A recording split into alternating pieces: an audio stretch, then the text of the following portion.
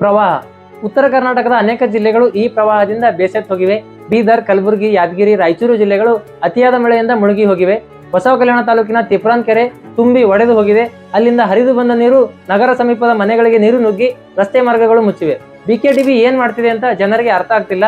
ಅಲ್ಲಿನ ರೈತರ ಪರಿಸ್ಥಿತಿ ಅಂತೂ ಕೇಳೋ ಹಾಗೆ ಇಲ್ಲ. ಬೆಳೆ ಸಂಪೂರ್ಣ ಕೊಚ್ಚಿ ಹೋಗಿವೆ. ಇನ್ನು 15-20 ದಿನಗಳ ತನಕ ಅಲ್ಲಿನ ಹೊಲಗದ್ದೆಗಳಿಗೆ ಹೋಗೋ ಹಾಗೆ ಇಲ್ಲ.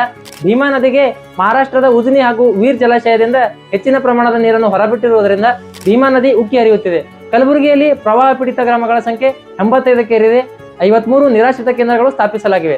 ಸುಮಾರು 6,000ಕ್ಕೂ ಅಧಿಕ ಜನರನ್ನ ಸ್ಥಳಾಂತರಿಸಲಾಗಿದೆ. ಕಲಬುರಗಿಯಿಂದ ಹಾದು ಹೋಗುವ NH50 ರೋಡ್ ಕೆಲವು ಗಂಟೆಗಳಿಗೋಸ್ಕರ ಬಂದ್ ಮಾಡಲಾಗಿತ್ತು.